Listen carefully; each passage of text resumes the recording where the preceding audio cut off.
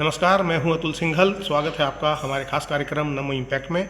दोस्तों, इस कार्यक्रम में हम बात करते हैं मोदी सरकार की, उनकी नीतियों की और चर्चा करते हैं।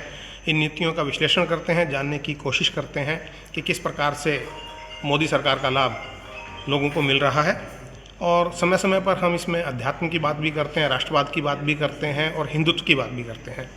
आज हमारे साथ हैं जाने माने कथावाचक रमेश भाई ओझा जी, जो गुजरात से आए हैं और पूरे विश्व में उनकी कथा को बड़े ध्यान से सुना जाता है। लोगों को वो एक मार्गदर्शन देने का कार्य करते हैं। मुरादाबाद में इस वक्त हम उनके साथ हैं, उनसे जानेंगे और उनसे बात करेंगे अपने इस छोटे से कार्यक्रम में। बहुत बहुत स्वागत है जी आपका कार्यक्रम में। सबसे पहले तो ये जानना चाहेंगे, पिछले 10 साल में हिंदुत्व को लेकर एक जागृति आई है। कल हमने आपकी कथा में भी सुना कि हिंदू और सनातन धर्म के प्रति लोग थोड़ा जागृत होने लगे हैं। किस प्रकार का बदलाव आप देखते हैं? हमारे यहाँ सनातन धर्म में जब हम पूजा करते हैं तो आरती के पश्चात मंत्र पुष्पांजलि भी करी जाती है। उसमें जो बोला जाता है उनमें से एक वाक्य है, आ समुद्र पर्यंत आया एक राट।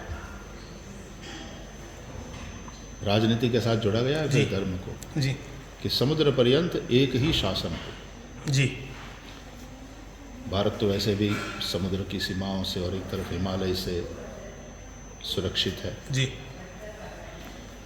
और पिछले 10 वर्षों से हमारे तपस्वी प्रधानमंत्री माननीय मोदी जी के शासनकाल में हर क्षेत्र में जिस तरह से राष्ट्र प्रगति कर रहा है, चाहे वो आर्थिक बात हो, अंतर्राष्ट्रीय राजनीति की बात हो, या एज पर्टिकुलर हिंदू धर्म और सनातन धर्म की बात हो,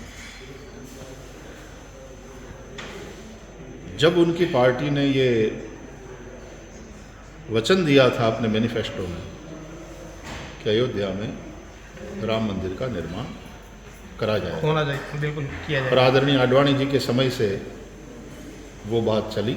आडवाणी जी ने रथ यात्रा निकाली थी और कल ही समाचार आया कि प्रधानमंत्री जी ने, भारत सरकार ने निर्णय किया है आदरणीय आडवाणी जी को भारत रत्न से सम्मानित करने का। तो ये भी बहुत बहुत स्वागत योग्य और आनंददायक समाचार है। तो तब से मैनिफेस्टो में ये है, और ये कोई एक वर्ग विशेष का समर्थन जुटाने के ही भाव से नहीं है। उनको न्याय मिलना चाहिए इस भाव से। 500 वर्ष से जो संघर्ष चल रहा था, न जाने कितने बलिदान दिए गए, कितने कारसेवकों ने अपना पुरुषार्थ किया, और पूरे प्रजातांत्रिक पद्धति से, क्योंकि राष्ट्र का मुखिया प्रधानमंत्री सबका प्रधानमंत्री होता है, किसी एक कौम विशेष का या किसी समाज विशेष का नहीं। इसलिए पूरी प्रजातांत्रिक प्रक्रिया से और न्यायालयीन पूरा जो यात्रा करनी थी वो करके, फिर सर्वोच्च न्यायालय के आदेश के अनुसार राम मंदिर में जब रामलला प्रतिष्ठित हुए तो स्वाभाविक रूप से सनातन धर्मावलंबियों ने एक उनमें एक उत्साह का संचार हुआ। आपने जो बात की कि राष्ट्र जो प्रधानमंत्री होता है पूरे राष्ट्र का होता है, तो मैं आपसे थोड़ा सा कंट्रोवर्शियल बात करूंगा। स्वामी शिवानंद जी सरस्वती ने कहा कि प्रधानमंत्री प्राण प्रतिष्ठा क्यों करें। शास्त्रों में तो शायद ये लिखा है कि जो राजा होता है वो विष्णु का स्वरूप होता है जी। कितना सहमत है आप स्वामी जी की बात से? राजा विष्णु का स्वरूप होता है, ये प्रजा की दृष्टि से जितना सत्य है, और शास्त्रों में ये कथन है। और पूज्य शंकराचार्य जी जैसे महानुभाव और इतने विद्वान, वो जो कहते हैं उसके विरुद्ध में तो कुछ बोलने का सवाल ही नहीं है। परंतु प्रजा के एक प्रतिनिधि के रूप में, क्योंकि प्रधानमंत्री प्रजा का प्रतिनिधि होता है, कोई भी हमारा सांसद है तो हमारा प्रतिनिधि है जी। तो मैं तो समझता हूं कि प्रधानमंत्री जी के रूप में राष्ट्र ने ही रामलला की प्रतिष्ठा की। ठीक है, एक अभी आपने जिक्र किया राजनीति और धर्म का। राजनीति में धर्म होना चाहिए, धर्म में राजनीति होनी चाहिए। बड़ा महीन सा ये बहुत समय से ये प्रश्न पूछा भी जाता है, और वही वाला जवाब कि राजनीति में धर्म होना चाहिए, धर्म में राजनीति नहीं। राजनीति में यदि धर्म नहीं होगा तो राजनीति सिवाय कूड़ा करकट के कुछ नहीं रह जाएगी, और धर्म में राजनीति आएगी तो भी नुकसान होगा। परंतु राजनीति और धर्म को हम अलग अलग करके भी नहीं देखते हैं। जब राम राज्य की हम बात करते हैं तो क्या दशरथ जी और वशिष्ठ जी के बीच में, राम जी और वशिष्ठ जी के बीच में कोई संबंध न हो, ये हम कहना चाहते हैं? एक लोगों पर शासन करने की बात है, एक लोगों के हृदयों पर शासन करने की बात है। ये सिक्के के दो पहलू है, इसको अलग नहीं कर सकते, लेकिन हाँ, दोनों की दिशा अलग अलग है, ये वाला पहलू और ये वाला पहलू। तो पिछले दोनों मिलकर के प्रजा का राजनीति इहलौकिक ऐहिक जो उन्नति है उसके ऊपर विशेष ध्यान देती है, और धर्म ऐहिक के साथ साथ पारलौकिक कल्याण के विषय में भी बात करता है। तो जो मेरा पहला सवाल था जागृति का, 10 साल पहले ये विपरीत दिशा वाला कार्य चल रहा था। आप इस बात से सहमत हैं कि धर्म में राजनीति हो रही थी, ना कि राजनीति में धर्म?